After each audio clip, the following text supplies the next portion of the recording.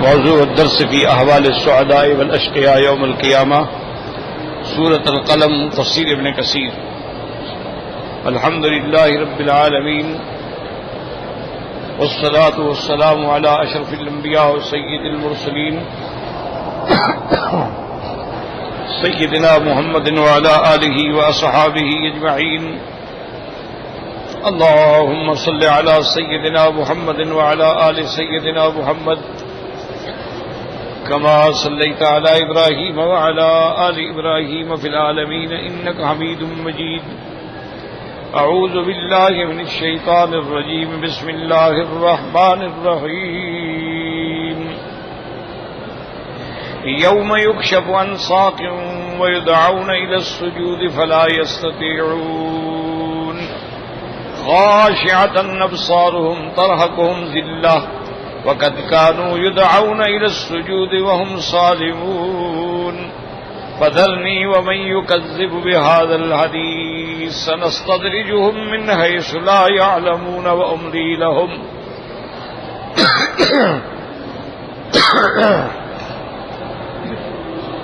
إن كيدي متين، أم تسألهم أجرا فهم من مغرم مثقلون، أم عندهم الغيب فهم يكتبون۔ قال المؤلف والمفسر رحمه الله تعالى أدام النفع بعلومه وعلومكم في الدارين آمين إلى أن قال: وقال علي بن أبي طلحة عن ابن عباس رضي الله تعالى عنه قوله يوم يكشف عن ساق هو الامر الشدید الفظیع من الہول یوم القیامہ۔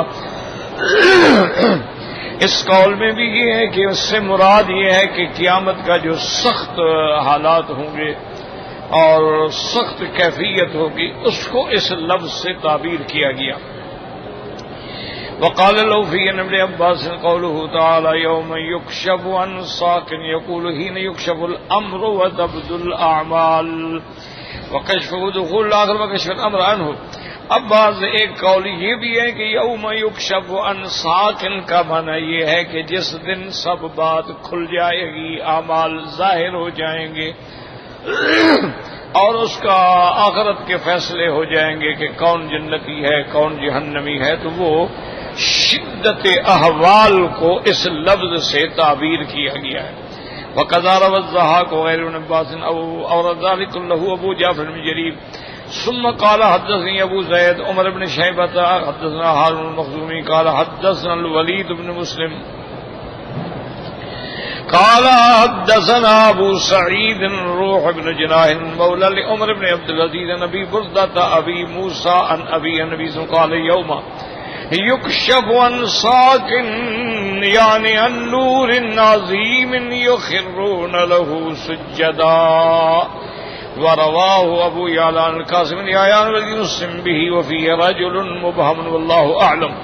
اب مفسر رحمۃ اللہ علیہ فرماتے ہیں کہ اس روایت کے اندر حضرت ابی موسیٰ سے روایت ہے ان کے والد سے عن النبی صلی اللہ علیہ وسلم کی حضور پاک نے ارشاد فرمایا یوم یکشف عن ساق کا معنی عن نور عظیم، اللہ تبارک و تعالی ایک عظیم نور کو کھولیں گے تو مومن جو ہیں یخرون لہ سجدا، وہ فوراً سجدے میں گر جائیں گے، اور منافق اور کافر جو ہیں وہ سجدہ نہیں کر سکیں گے۔ تو بہرحال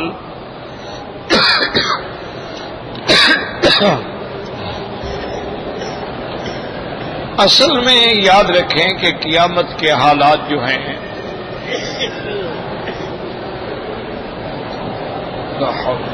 وہ اتنے شدید ہوتے ہیں کہ جن کا آدمی تصور بھی نہیں کر سکتا۔ حتیٰ کہ قرآن مقدس میں جو الفاظ مبارک ہیں کہ یوم لا ينفع مال ولا بنون، کہ اس دن نہ دولت کام آئے گی نہ اولاد کام۔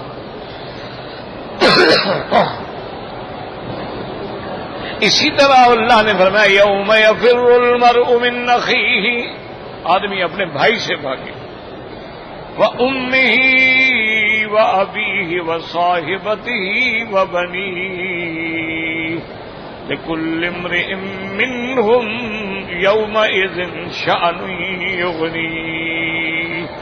اللہ نے فرمایا کہ جس دن آدمی اپنے بھائی سے بھاگے گا، اولاد والدین سے بھاگے گی، آدمی اپنی بیوی سے، اپنی اولاد سے بھاگے گا، وہ ایسا دن ہر کسی کو اپنی پڑی ہو۔ تو یہ دل کی کیفیات ہے۔ حتیٰ کہ آپ دیکھیں کہ اللہ کے پیغمبر، جتنے اللہ کے پیغمبر ہیں، نبی ہیں، رسول ہیں، وہ سب معصوم ہیں۔ اللہ نے ان کو رسالت کے لیے، نبوت کے لیے چن لیا ہے، وہ گناہوں سے پاک ہیں، ان سے گناہ نہیں ہوتا۔ بھول سکتے ہیں پیغمبر، سہو ہو سکتا ہے، نسیان ہو سکتا ہے، کسی بات پہ غصہ آ سکتا ہے، کسی فیصلے میں ان کی اجتہادی خطا بھی ہو جاتی ہے، لیکن گناہوں سے پاک۔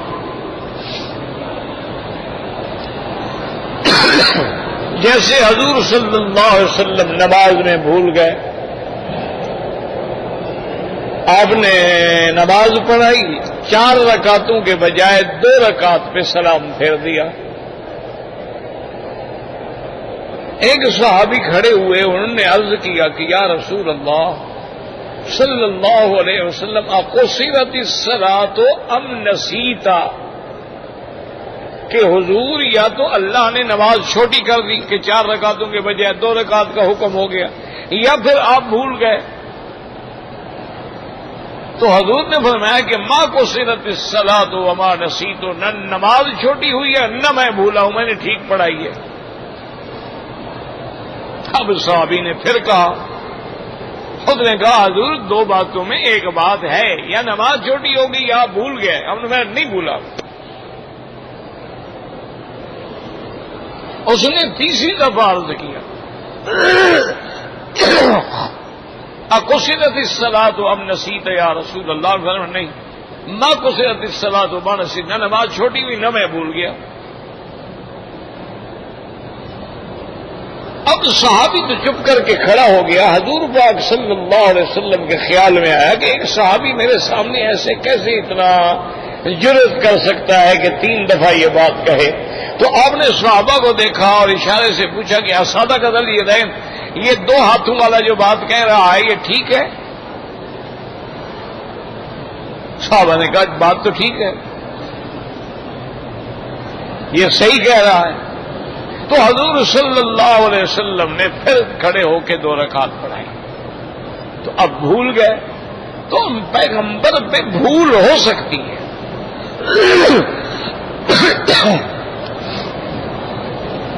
نسیان ہو سکتا ہے، سہو ہو سکتا ہے۔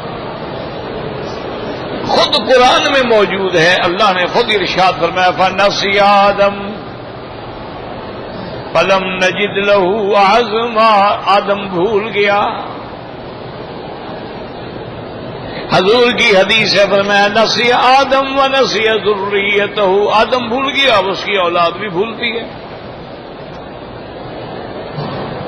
تو نسیان ہو جانا جو ہے یا سہو ہو جانا یہ تو ہو سکتا ہے۔ اچھا، کبھی ایک رائے مبارک ہوتی ہے، آپ کی اجتہاد اور رائے یہ ہے کہ یہ کام درست ہے، لیکن فیصلہ اللہ کا اس کے خلاف آ جاتا ہے۔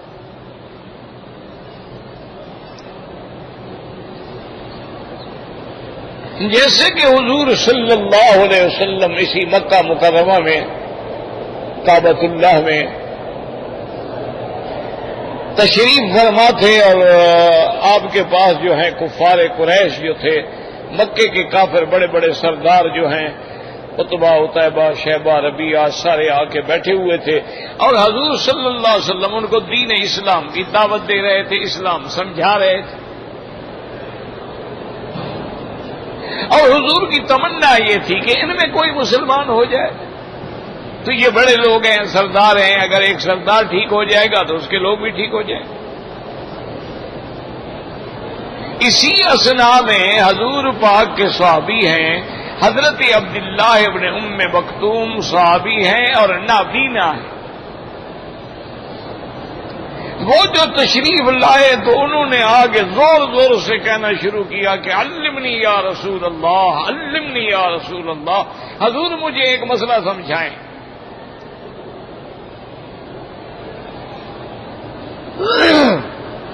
سرکار دو عالم کو اس کا یہ کہنا جو تھا نا ناگوار گزرا کہ بھئی میں بات کر رہا ہوں اور تم تو اپنے آدمی ہو، گھر کے آدمی ہو، تم تو بعد میں بھی مسئلہ پوچھ سکتے ہو نا۔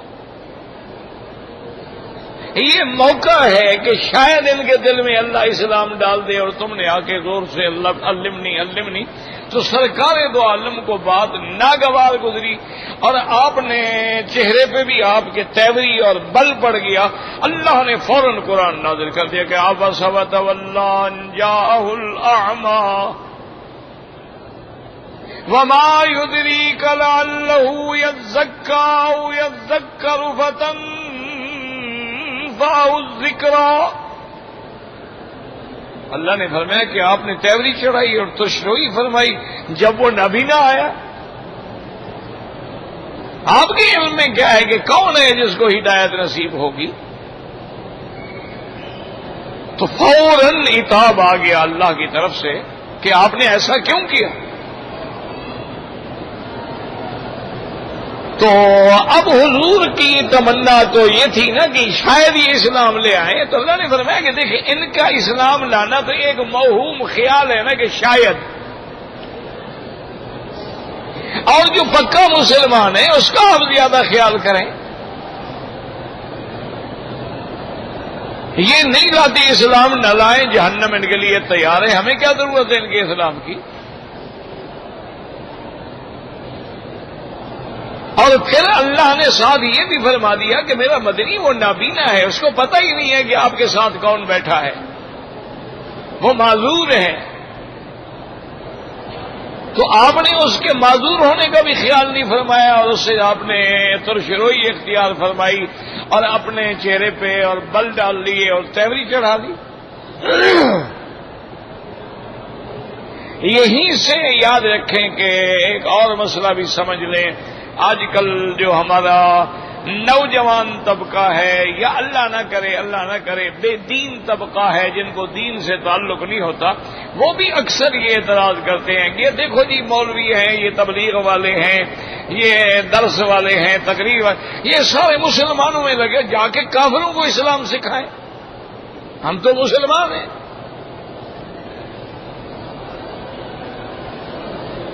تو یہ کافروں میں تبلیغ کیوں نہیں کرتے؟ ہندو میں جا کے تبلیغ کریں، یہودیوں کو کریں، نصرانیوں کو کریں، یہ ہر وقت مسلمانوں کو کہتے ہیں کہ نکلو نکلو نکلو نکلو، باہر وقت لگاؤ۔ تو یہاں سے مسئلہ سمجھ آیا کہ جو مسلمان ہے اس کا اسلام بچانا زیادہ اہم ہے بنسبت کافر کے۔ جو اسلام قبول کر چکا ہے اس کو تو اسلام پر حفاظت کے ساتھ جماؤ۔ جہاں تک کافر کا تعلق ہے اللہ نے واضح کر دیا، فمن شاء فلیؤمن ومن شاء فلیکفر، جو چاہے ایمان لے آئے اور جو چاہے کفر کرے، اللہ کو کسی کی ضرورت نہیں۔ اور دوسرا علماء نے لکھا کہ عقل کا تقاضا بھی یہی ہے۔ ایک آدمی ہے وہ اللہ نہ کرے ٹی بی کا مریض ہے، کینسر کا مریض ہے، ایک آدمی نزلے کا مریض ہے، ڈاکٹر کے پاس آتا ہے، لیکن وہ ٹی بی والا علاج کرانا ہی نہیں چاہتا، نزلے والا علاج کرانا چاہتا ہے، تو ڈاکٹر کس کا علاج کرے گا؟ جو کرانا چاہتا ہے، جو نہیں کرانا چاہتا مرے، اس کا کیا کرے ڈاکٹر؟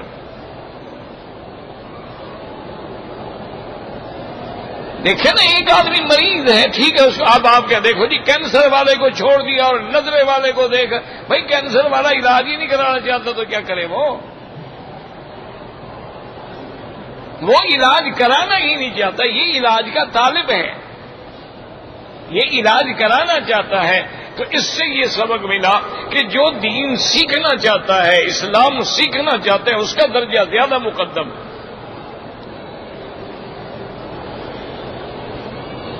اور یاد رکھیں کہ یہ وہ شان والا صحابی ہے کہ ان آیات کے اترنے کے بعد حضور صلی اللہ علیہ وسلم اس کا اتنا خیال فرماتے تھے اور فرماتے تھے کہ ھذا فی عاتبنی ربی، یہ میرا وہ صحابی ہے جس کے بدلے میں اللہ نے مجھ سے پوچھا ہے. اور یہ وہ صحابی ہے کہ ایک دفعہ حضور کی خدمت میں بحرین سے باہر سے مال غنیمت آیا، اس میں کچھ واسکٹ اور کچھ کوٹ وغیرہ جیسی چیزیں بھی تھیں، تو صحابہ کو حضور نے تقسیم کر دیے. عبداللہ ابن ام مکتوم کو پتہ چلا کہ حضور کی خدمت میں کچھ ایسے واسکٹس اور کوٹ وغیرہ جیکٹ آئے تھے، حضور نے صحابہ کو دے دیے، تو انہوں نے اپنے ساتھی سے کہا کہ بھئی اللہ کے نبی نے مجھے کیوں نہیں دیا؟ چلو جلدی کرو، حضور کے پاس جاتے ہیں.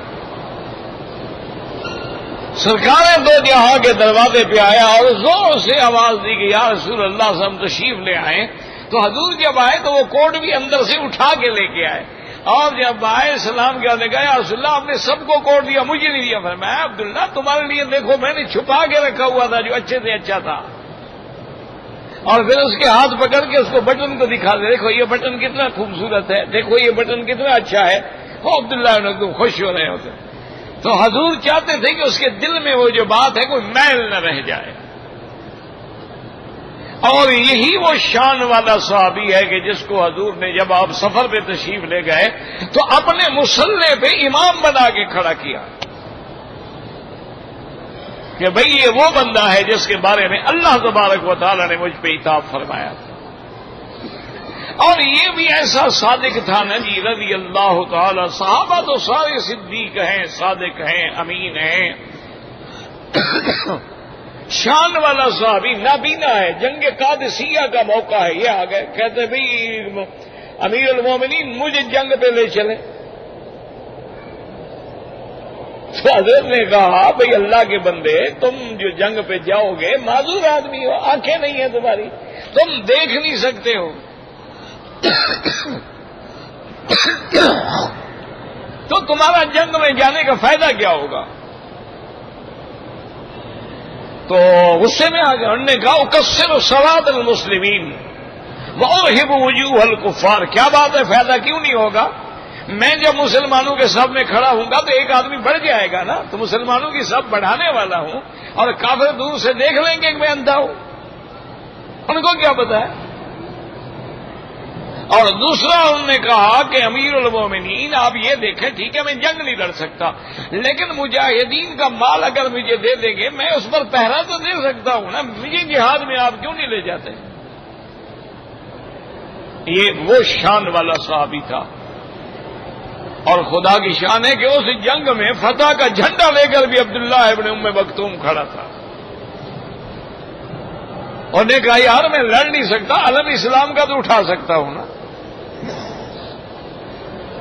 تو بہرحال کہنے کا مقصد یہ تھا کہ اب حضور کا فیصلہ تھا ان کو ہدایت کروں. اللہ نے فرمایا نہیں یہ زیادہ مستحق ہے. تو آپ کی رائے کے خلاف اللہ نے فیصلہ فرما دیا.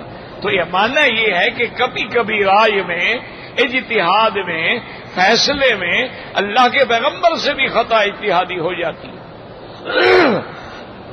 لیکن اللہ ان کو قائم نہیں رکھتے، فوراً وحی آ جاتی ہے.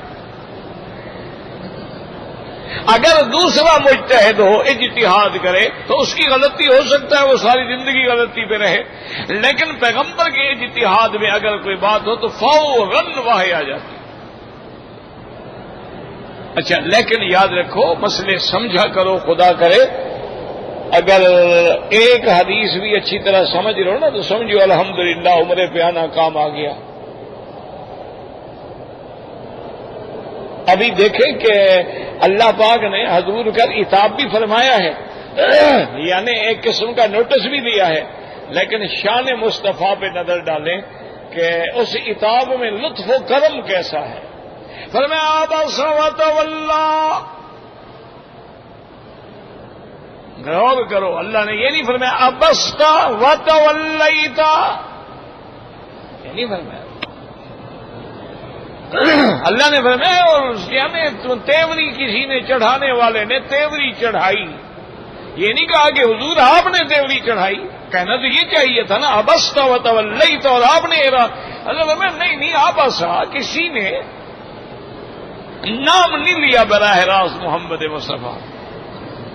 تو یہ عتاب بھی ہے اور اس میں لطف و کرم بھی ہے میرے اللہ کا کہ شان مصطفیٰ یہ ہے کہ اللہ براہ راست نہیں مخاطب فرما رہے. فرمایا بس وتولی جاہ الاعمی. اچھا اگر بالکل خطاب نہ فرماتے تو پھر اعراض کا خوف ہوتا، اس لیے اللہ نے فرمایا وما یدریک لعلہ یزکا. اور یاد رکھو قرآن میں دو لفظ آتے ہیں، کہیں ادراک آتا ہے، کہیں یدریک آتا ہے. جیسے اللہ تبارک و تعالیٰ نے فرمایا ہے کہ الحاقۃ ما الحاقۃ وما ادراک ما الحاقۃ القاریۃ ما القاریۃ وما ادراک ما القاریۃ. اسی طرح اللہ تبارک و تعالیٰ نے قرآن پاک میں فرمایا ان الابرار لفی نعیم وان الفجار لفی جحیم یصلونها یوم الدین وما ادراک ما یوم الدین. تو کہیں ادراک اور کہیں یدریک آتا ہے. یاد رکھو جہاں لفظ ادراک ہوگا یعنی ما اعلم کا وہاں اللہ خبر دے دیتے ہیں، اور جہاں یدریک فرمائے وہاں خبر نہیں دیتے. تو دونوں لفظوں میں ایک فرق ہے. تو اب دیکھیں یعنی حضور پہ عتاب ہے لیکن لطف کیسا ہے. اچھا اسی طرح یاد رکھیں حضور پاک سے نماز میں صحب ہو گیا، ہمارا ایمان ہے، صحیح حدیث ہے، صحب ہو سکتا ہے، لیکن یاد رکھو اس میں بھی حکمت ہے.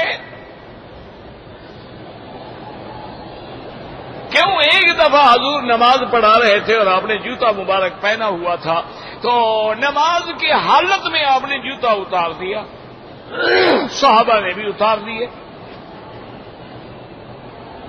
اصل وجہ کیا تھی کہ اس زمانے میں گرمی تھی اور نیچے پتھر ہوتے تھے، کھڑا ہونا بڑا مشکل ہوتا تھا، اور جوتا پاک ہو تو ویسے بھی جائز ہے نماز. جیسے کپڑا پاک ہے تو نماز جائز ہے، پلیت ہے تو جائز نہیں ہے. اسی طرح اگر جوتا پاک ہے تو جائز ہے، پاک نہیں ہے تو نہیں ہے. اور احتیاط اسی میں ہوتی ہے کہ آج کل پتھر ہے، قالینیں ہیں، اور جوتے بھی پلاسٹک کے اور ربڑ کے آ گئے ہیں، ان کے اندر پانی کا مادہ رہ جاتا ہے. اس لیے احتیاط ہوتی ہے کہ آدمی جوتا استعمال نہ کرے، ورنہ اگر پاک جوتا ہے، صاف ہے، صرف حرم کے لیے کوئی بات نہیں. اور دوسرا فقہا کچھ یہ بھی خیال رکھتے ہیں بھی کیا آگے وہ تمہارا جوتا جو ہے بند تو نہیں، کیا انگلیاں کھلتی بھی ہیں کہ نہیں کھلتی؟ صحیح معنی میں تم سجدہ بھی کر سکتے ہو کہ نہیں کر سکتے ہو؟ وہ بالکل پیک تو نہیں ہو جاتی، کیونکہ لازمی ہے کہ انگلیوں پر بھی سجدہ ہو نا، پاؤں کی انگلیاں بھی تو کھڑی ہو نا. تو بہرحال وہ الگ مسئلہ ہے. تو حضور پاک نے نماز کے بعد پوچھا صحابہ سے بھئی کیوں تم لوگوں نے جوتا اتارا؟ نہیں یا رسول اللہ آپ نے جو اتار دیا. تو آپ نے فرمایا جانی جبریل و عارفن، مجھے تو نماز کی حالت میں جبریل نے آگے بتایا کہ ان فیہ قدر، آپ کے جوتے میں کچھ لگا ہوا ہے، آپ اتار دیں. تو اگر اللہ حضور کے جوتے کے بارے میں جبریل اتار سکتے ہیں تو نماز کی رکعتوں کے بارے میں نہیں اتار سکتے تھے؟ کہ جی آپ نے 2 پڑھائی اور کھڑے ہو جائیں 2 اور پوری کریں. تو اس لیے مسئلہ سمجھا کرو کہ پیغمبر بھول گیا لیکن امت کے لیے دین بن گیا. اگر حضور نہ بھولتے تو ہمیں بھولنے والا مسئلہ کون سمجھاتا؟ اگر حضور کبھی نہ بھولتے اور آج امام بھول جاتا ہم کیا کرتے؟ تو انبیاء کا اگر نسیان بھی ہوتا ہے یا ان سے کوئی سہو بھی ہوتی ہے تو پوری امت کے لیے قیامت تک وہ دین بن جاتا ہے، مسئلہ بن جاتا ہے، ان کے لیے راستہ بن جاتا ہے. دیکھو نا آدم علیہ السلام اگر نہ بھولتے تو آپ عمرے میں تشریف لے آتے. کیا خیال ہے آپ کا؟ بھئی آدم علیہ السلام اگر وہ درخت نہ چکھتے، ان کو جنت سے نکالا ہی نہ جاتا تو آپ کہاں پیدا ہوتے؟ جب پیدا ہی نہ ہوتے تو عمرے پہ کیسے آتے؟ تو مانا یہ ہے ان کے اتارنے میں کوئی حکمت تھی نا، اس دنیا کو جو آباد کرنا تھا. تو ہر چیز میں اللہ تبارک و تعالیٰ کی حکمتیں ہوتی ہیں. حضرت موسیٰ علیہ السلام نے پوچھا آدم علیہ السلام سے، انہوں نے کہا کہ ابا جان، اللہ نے آپ کو منع کیا تھا کہ درخت کے قریب ہی نہ جائیں، اگر آپ درخت نہ کھاتے تو آج آپ کے بیٹے، آپ کی اولاد دنیا میں خراب تو نہ ہوتی، نہ پریشان تو نہ ہوتی، جنت میں مزے کرتے. تو آپ نے فرمایا تم موسیٰ علیہ السلام، موسیٰ ابن عمران، اللہ کے نبی موسیٰ ہو؟ انہوں نے کہا پر تورات میں تم نے یہ نہیں پڑھا تھا کہ اللہ میرے پیدائش سے بھی پہلے لکھ چکے تھے کہ ایسا ہوگا؟ انہوں نے کہا ہاں یہ تو تھا. انہوں نے کہا پھر اعتراض کرنے کیوں آئے ہو؟ اللہ لکھ چکا تھا پر میں نے تو کھانا تھا. تو جب تقدیر سارے فیصلے کر چکی تھی پھر تمہیں اعتراض کرنے کا کیا حق ہے؟ تو حضور نے فرمایا واقعی موسیٰ علیہ السلام لاجواب ہو گئے، ان کے پاس کوئی جواب ہی نہیں. انہوں نے کہا موسیٰ علیہ السلام یہ بات کر رہے ہو، تورات پڑھ رہے ہو، اور پھر تمہیں پتہ ہے کہ تقدیر کا ہماری پیدائش سے بھی پہلے فیصلے کر چکی ہے. تو ہو گیا فیصلہ، آمنا باللہ، اللہ کی حکمتیں ہیں. اللہ چاہتے تو ہمیں اس درخت کے قریب جانے ہی نہ دیتے، اللہ چاہتے تو اس درخت کو ہی باڑ لگا دیتے، بند کر دیتے، وہاں کوئی پہنچ ہی نہ سکتا. تو اس کی حکمت یہ ہے کہ امتحان بھی ہو گیا، امر بھی ہو گیا، نہی بھی ہو گئی، اور اونچا کرنے پہ آئے تو ملائکہ سے سجدے کرا دیے، اور امتحان لینے پہ آئے تو کپڑے اتار کے بغیر کپڑوں کے کھڑا کر دیا. اللہ کی مرضی ہے، اس کی شان ہے. یفعل ما یشاء، جو چاہے کرے، ویحکم ما یرید، اور جو چاہے فیصلہ فرمائے. تو اس لیے ہمیشہ یاد رکھیں کہ اس کا معنی یہ ہے کہ نور عظیم، لیکن اصل بات وہی یاد رکھیں کہ جو قرآن میں لفظ ہیں ادھر ادھر جانے کی ہمیں ضرورت ہی نہیں. اب ہم مانا کریں کہ سختی کا نہ، قیامت میں ایسا وقت ہوگا کہ کوئی کسی کو، یعنی پیغمبر ہے، معصوم ہے، لیکن جب سب جائیں گے کہ آدم انت ابو البشر فاشفع لنا عند ربک، جا کے ہماری شفاعت کریں، تو حضرت آدم کیا کہیں گے؟ نفسی نفسی نفسی، خشیت علی نفسی، خشیت علی نفسی، خشیت علی نفسی، میں تو خود ڈر رہا ہوں کہ کہیں اللہ تبارک و تعالیٰ مجھ سے دوبارہ سوال نہ فرما لے. تو وہ عالم ایسا ہوگا قیامت کا کہ ہر آدمی کو اپنی بلے کل امرئ یومئذ شأن یغنیہ ہے. اسی لیے بی بی عائشہ نے پوچھا تو حضور نے فرمایا کہ عائشہ، جب نامہ اعمال تقسیم ہو رہے ہوں گے یا جب لوگ پل صراط پہ گزر رہے ہوں گے تو کسی کو نہ بیوی یاد ہوگی نہ بچہ یاد ہوگا، ہر آدمی بس یہ دعا کر رہا ہوگا اللہم سلم اللہم سلم، اللہ ہمیں خیریت سے اتار دے. تو ایک گھڑی وہ ہوگی، اور ایک گھڑی وہ ہوگی کہ بچے بھی ملیں گے، ماں باپ بھی ملیں گے، بیوی بھی ملے گی، خاوند بھی ملے گا. تو قیامت کے احوال ہیں، قیامت کے شدائد ہیں، اور اس کے اندر مختلف احوال ہیں. کبھی ایسا عالم ہوگا کہ کوئی کسی کو پہچانے کا بھی نہیں، اور کبھی عالم یہ ہوگا کہ مومن جب جنت میں جائے گا تو اللہ سے سوال کرے گا کہ یا اللہ میری اولاد، میرے بچے، میرے وہ نظر نہیں آ رہے. اللہ فرمائے کہ میرا بندہ وہ سارے جنت میں ہیں، جنت کے اندر ہے، لیکن ان کے اعمال اس مقام کے نہیں ہیں کہ ہمیں ان کو یہ درجات دیں. انہوں نے کہا یا اللہ میں دنیا میں جب عمل کرتا تھا تو ان کے لیے بھی تو کرتا تھا نا، ان کے لیے بھی تو مانگتا تھا نا. تو اللہ فرمائے کہ الحقنا بہم ذریاتہم وما علتناہم من عملہم من شیء، اللہ حکم دیں گے کہ ان بچوں کو بھی ماں باپ کے درجے میں پہنچا دو اور ان کے عمل میں سے کچھ کمی نہ کرو، بس ان کا شان اونچا کر دو. اور کبھی کبھی یہ ہوگا کہ اولاد کی وجہ سے ماں باپ چھوٹ جائیں گے. اولاد آ کے حافظ قرآن جب قیامت میں ہوں گے تو اللہ پاک فرمائیں گے کہ حافظ قرآن تیرے سینے میں میرا کلام ہے، میرا قرآن ہے، اپنے خاندان میں 10 آدمیوں کی تم سفارش کر سکتے ہو، جس کی شفاعت کرو میں ان کو معاف کر دوں گا. الذین وجبت لہم النار، جن کو جہنم کے پروانے بھی مل چکے ہوں گے لیکن حافظ قرآن کی سفارش سے اللہ ان کو جنت میں بھیج دیں گے. اب اولاد کی وجہ سے پیدا ہو گیا. تو اس لیے ہمیشہ یاد رکھیں کہ راجح قول یہی ہے کہ جو اللہ نے فرمایا بس اسی پہ ہمارا ایمان ہے. باقی اس میں کوئی شک نہیں ہے کہ مومن جو ہے وہ سجدے میں گر جائیں گے اور منافق اور کافر جو ہے وہ سجدہ نہیں کر سکیں گے.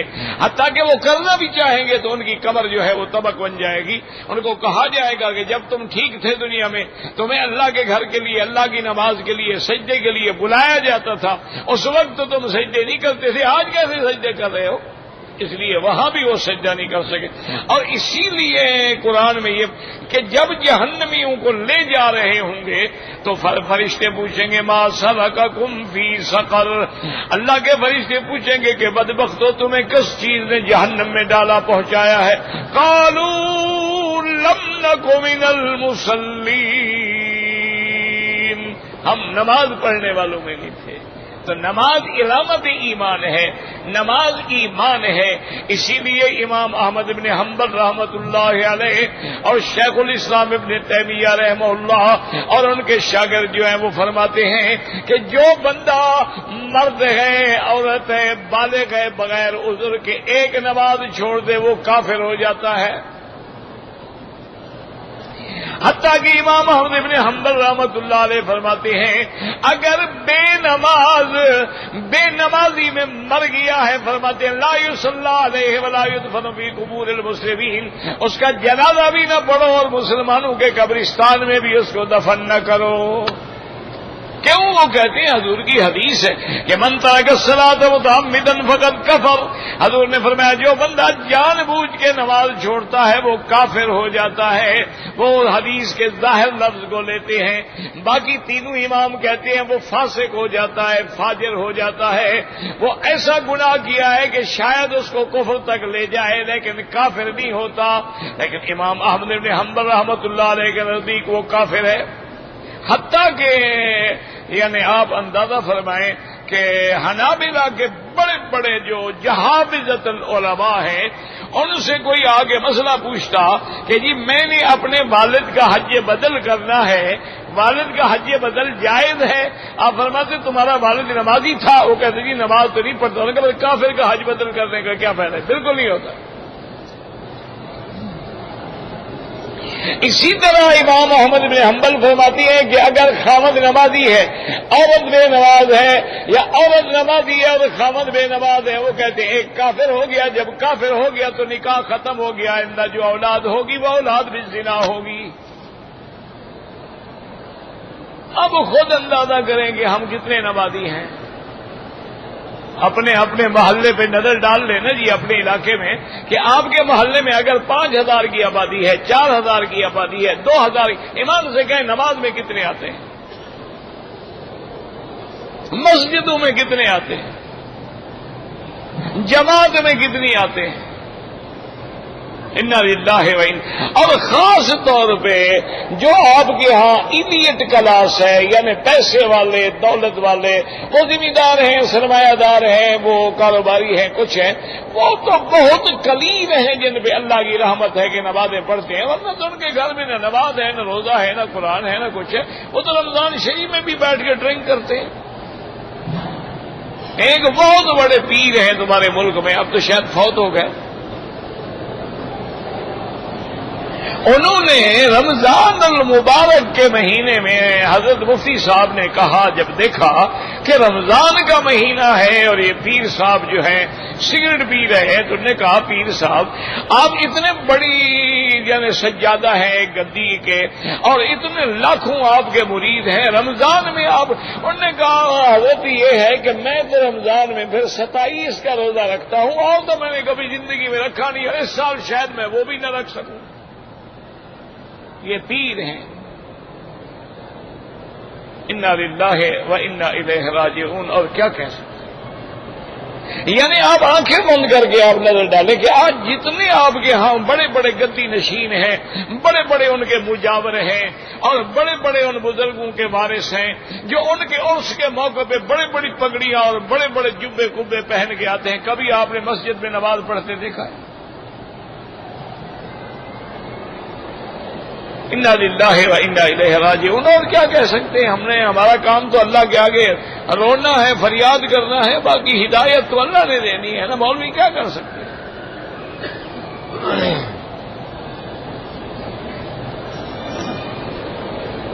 کہتے جی بالکل، دیکھو میرا بھائی بات سنو، ٹیلی ویژن ہے یا مثلا ٹیلی فون ہے،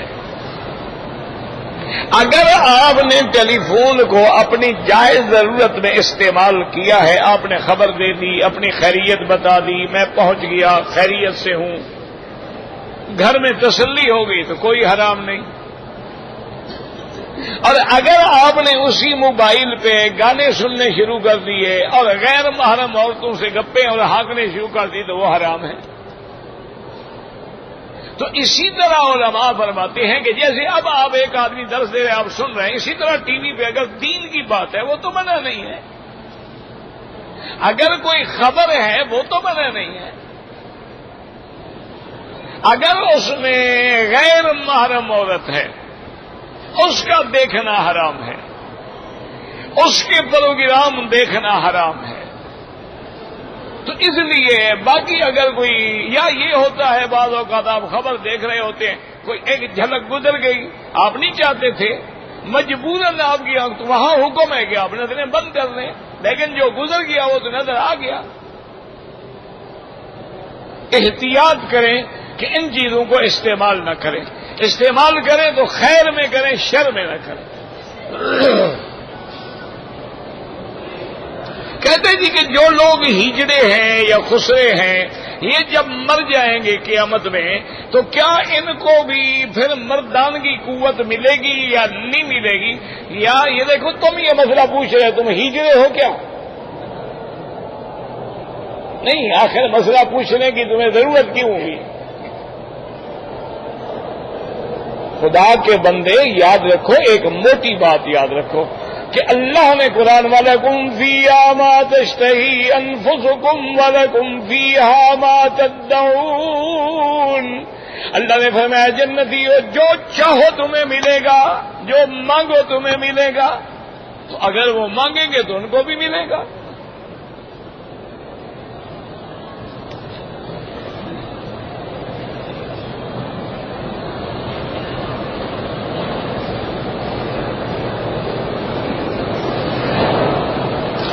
ایک آدمی کی دو لڑکیاں ہیں، دو لڑکیوں میں چھوٹی لڑکی نے اپنی محنت سے گھر خریدا ہے، اس میں باپ کا یا دوسری بہن کا کوئی تعلق نہیں،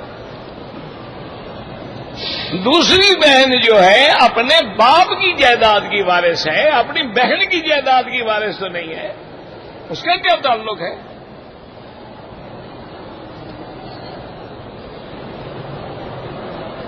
اگر عمرہ کرنے کے بعد عمرے کرنے والا اپنے بال خود کاٹ لے جائز ہے۔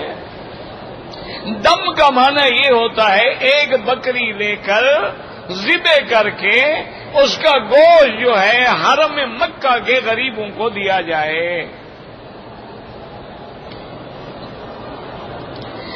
داڑھی کو خضاب کرنے کا تو حکم ہے،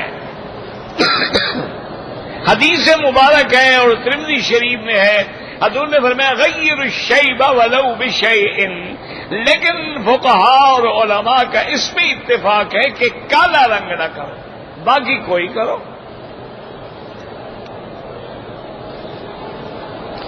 ہل کا معنی ہوتا ہے یہ حدود حرم، باہر جو ہے وہ ہل۔ میقات جو صرف 5 ہیں، ایک مدینہ منورہ ہے، یہ لملم ہے، ذات عرق ہے، جو جوفا ہے، تو قرن منازل ہے، وہ میقات الگ ہے، ہل الگ ہے، یعنی میقات اور حرم کے درمیان میں یہ ہل ہے، حرم حرم ہے، حرم کے باہر ہل ہے۔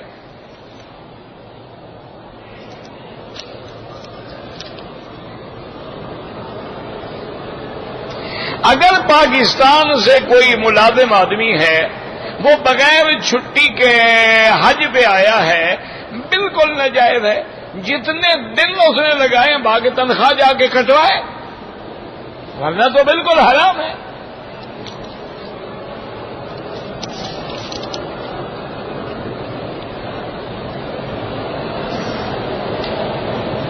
کہتے تھے کہ کچھ لوگ ایسے ہیں کہ تبلیغی جماعت والوں کو گالیاں دیتے ہیں، اچھی بات ہے، گالیاں نہیں دیں گے تو ان کی سنت کیسے پوری ہوگی؟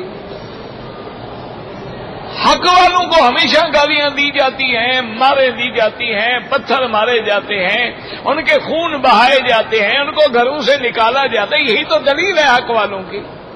اگر ان کو کوئی گالی نہ دے پھر تو وہ حق والی جماعت ہی نہیں ہے.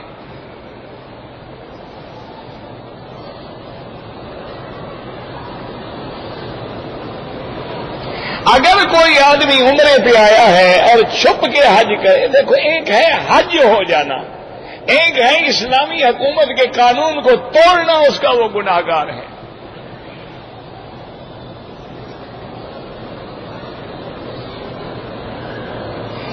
اگر کسی کو کاروبار کے لیے ہم نے رقم دی ہے بطور مدد، تو اس سے نفع کیا دی؟ مدد کے لیے نفع لینے کا کیا مانا؟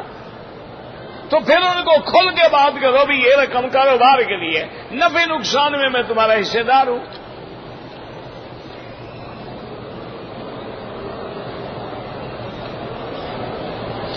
میں نے رقم دی ہے، نفع طے نہیں ہوا، نقصان میں شریک ہوں، ٹھیک ہے بالکل بات. دیکھو نا، بات یہ ہے کہ نفع تو طے ہو ہی نہیں سکتا نا، کیا پتا نفع 2 ریال ہوگا یا 20 ریال ہوگا. معنی یہ ہوتا ہے کہ ہم ایک دوسرے کے ساتھ نفع نقصان میں برابر کے شریک ہیں. اچھا نقصان نہ ہو، یہ ضروری تھوڑا ہے کہ نقصان ہو نہ ہو. اچھا کبھی نقصان ہو گیا، کبھی نفع تھوڑا ہو گیا، کبھی زیادہ ہو گیا، کوئی بات نہیں. مکے میں رہتے ہوئے جتنا طواف زیادہ کریں وہ افضل ہے.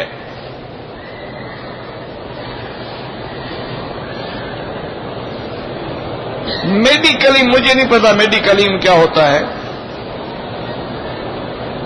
جو زندہ لوگ ہیں ان کے لیے طواف عمرہ نہ کریں، اپنے لیے کریں، ان کے لیے دعا کریں. اگر احرام کی حالت میں خوشبو والے صابن سے ہاتھ دھوئے ہیں تو 1-2 ریال خیرات کر دیں.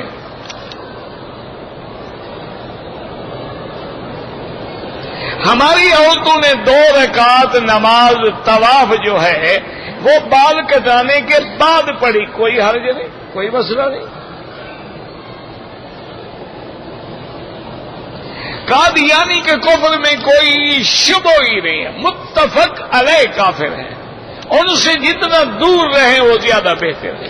باقی کاروبار، دنیا، معاملات وہ تو لوگ یہودیوں کے ساتھ بھی کرتے ہیں، نصرانیوں کے ساتھ بھی کرتے ہیں، ہندوؤں کے ساتھ بھی کرتے ہیں.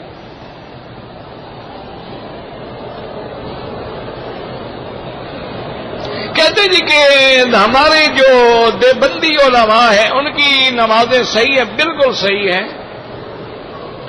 کہتے جی کہ ہماری ہوا خارج ہو جائے تو اللہ کے نبی کا حکم ہے کہ جب ہوا خارج ہو یا آواز ہو یا بدبو ہو تو پھر وضو کرو، کیونکہ وہ پورے بدن سے گردش کر کے نکلی ہے.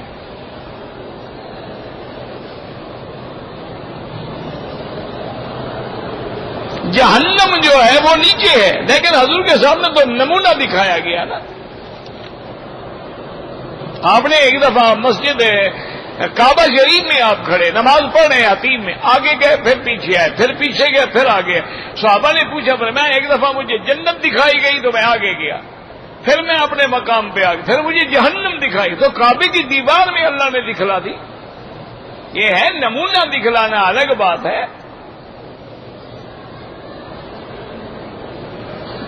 کہتے جی کہ صبح کی نماز جو ہے آج کل جلدی ہوتی ہے، کیا صبح صادق سے بھی پہلے ہوتی ہے؟ یہ کس نے کہا ہے آپ کو؟ اللہ کے بندے کی اول وقت میں پڑھتے ہیں اور حنفی آخر وقت میں پڑھتے ہیں، وہ بھی جائز ہے، وہ بھی جائز ہے، کوئی جھگڑا نہیں ہے. اگر کسی خاتون نے عمرے کے بعد اپنے بال کاٹنے سے پہلے دوسری عورت کے بال کاٹ دیے، کوئی حرج نہیں. بھئی نفلی طواف جو ہے آپ کریں اور دعا کریں کہ اللہ فلاں کو ثواب دے. نماز جنازہ میں اگر حنفی ہے تو ہاتھ جنازے میں اٹھانے کی کوئی ضرورت نہیں، اگر حنبلی ہے تو اٹھا لیں. اور یہ کون سے لڑائی والے مسئلے ہیں؟ یہ اعلیٰ اولا کی بات ہے ساری. سبز پگڑی باندھنا ثابت ہے، حضور نے کبھی نہیں باندھی. باقی کوئی سبز باندھے، نیلی باندھے، کالی باندھے، پیلی باندھے، ہمیں کیا اعتراض ہے اس سے؟ لیکن حضور صلی اللہ علیہ وسلم نے کبھی زندگی میں ساری زندگی سفید پگڑی باندھی ہے اور فتح مکہ کے موقع پہ کالی پگڑی باندھی ہے، اس کے علاوہ کسی رنگ کی پگڑی نہیں باندھی۔ لیکن کوئی جو پہنتا ہے تو تمہیں ہمیں کیا تکلیف ہے؟ اصل مسئلہ پگڑی نہیں ہے، اصل مسئلہ جو خطرناک ہے وہ یہ ہے کہ ریا ہو جائے تو عمل برباد ہو جاتا ہے۔ تو ہر آدمی نے جو اپنا بنا دیا، کسی کی واسکٹ کا نمونہ، کسی کی ٹوپی کا نمونہ، کسی کی پگڑی، تو خود بخود ریا ہوگا نہیں یہ فلاں پارٹی ہے۔ اصل ڈر وہ ہے، پگڑی کا تو کوئی مسئلہ نہیں، کوئی آپ باندھ لیں۔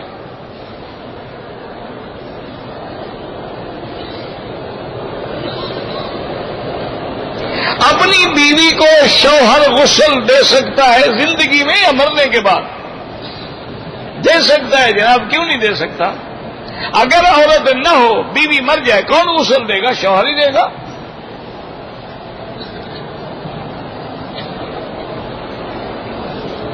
اگر امام کا عقیدہ باطل ہے، اس کے پیچھے نماز نہیں ہوتی۔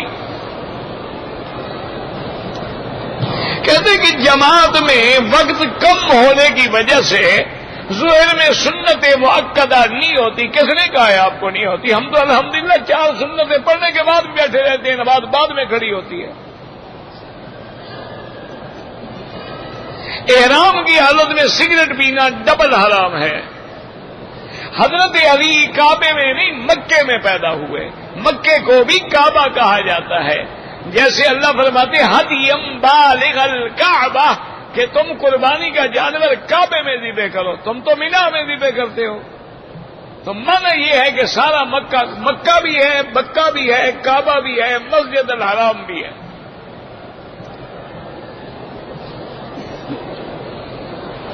کہتے جی کوا کھانا جائز ہے، مجھے پتہ نہیں ہے جناب، آپ تجربہ کریں، کوے کئی قسم کے ہیں، کون سا کوا پوچھتے ہیں آپ؟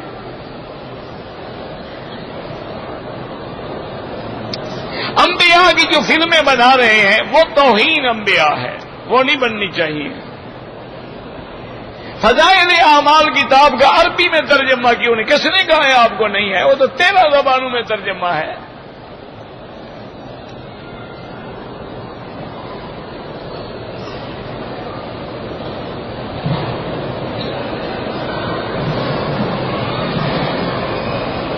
اگر بھائی نے گھر اپنے پیسے سے بنایا، چھوٹے بھائی کا کوئی حق نہیں۔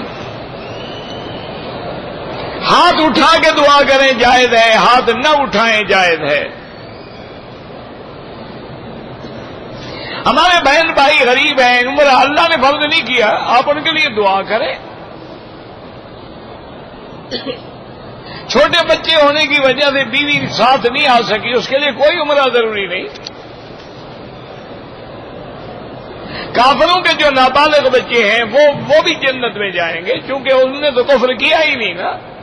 کل مولود یولد علی الفطرہ۔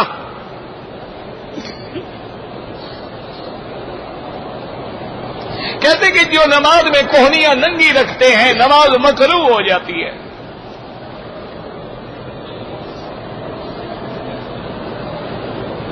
اگر کوئی آدمی دعویٰ کرے لیکن اس کے ذمہ ثبوت ہے، البینۃ علی المدعی والیمین علی من انکر، یا مدعی ثبوت پیش کرے، ثبوت نہیں ہے تو مدعا علیہ قسم کھائے۔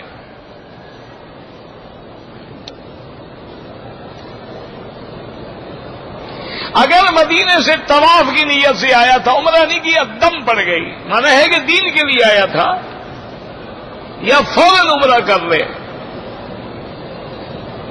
اگر آدمی نے احرام کھول کے سلے ہوئے کپڑے پہنے، 1 گھنٹے کے بعد بال منڈائے، کوئی جرمانہ نہیں۔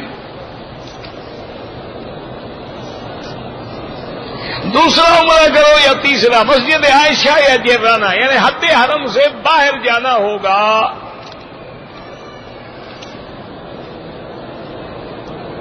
میں نہ بریلوی ہوں نہ سنی ہوں، کچھ تو ہو نا۔ بریلوی ہونا کو قرآن حدیث میں ضروری تو نہیں۔ بریلی ایک جگہ کا نام ہے، وہاں والے بریلوی کہلاتے ہیں۔ دیوبند بھی ایک جگہ کا نام ہے، کوئی مذہب کا نام تو نہیں ہے۔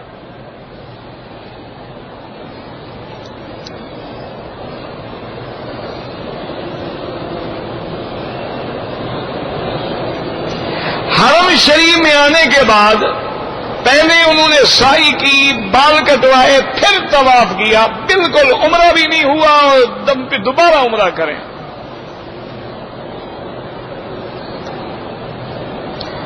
صحیح خواب جو ہوتے ہیں وہ سامنے واضح ہو جاتے ہیں۔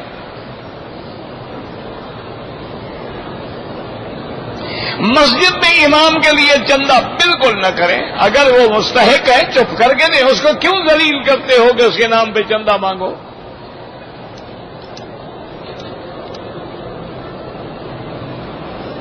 اللہ ہر بیمار کو شفا عطا فرمائے۔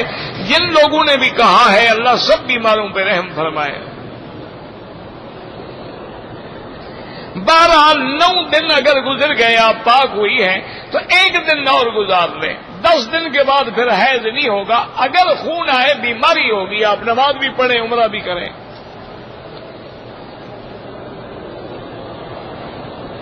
ایک آدمی کو ہم نے 25 آدمی دیے، ان سے اپنی ٹکٹ مفت لیا، بالکل ناجائز ہے۔ ہم قبر والوں کو نہیں سنا سکتے، اللہ تو سنا سکتا ہے نا۔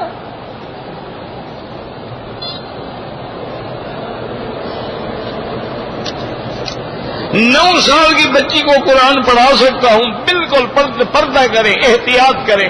آج کل نہ مولوی پہ اعتبار ہے نہ لڑکی پہ اعتبار ہے، یا لڑکیوں کو اور لڑکوں عورتوں سے پڑھائیں، مولوی کو فرشتے ہوتے ہیں۔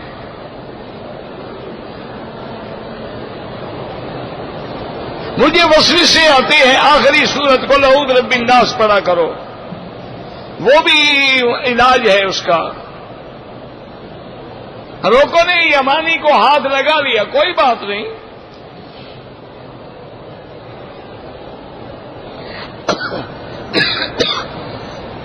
عورت نے احرام باندھ، عورت کا احرام ہوتا ہی نہیں تو باندھ کیا لیا؟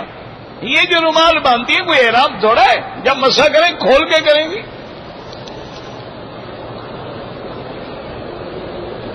ہر اذان کے بعد اور فرض سے پہلے سنتیں پڑھیں، صرف مغرب ہے جس میں حنفی حضرات نہیں پڑھتے۔ دوران طواف جو لوگ زور زور سے دعائیں پڑھتے ہیں بالکل منع ہے۔ ادعوا ربکم تضرعا وخفیا، ہمیشہ دعا آہستہ کریں۔ کالے خطاب لگانا منع ہے، اس کے علاوہ مہندی والا لگائیں اور کلر لگائیں۔ ربنا تقبل منا انک انت السمیع العلیم وتب علینا انک انت التواب الرحیم۔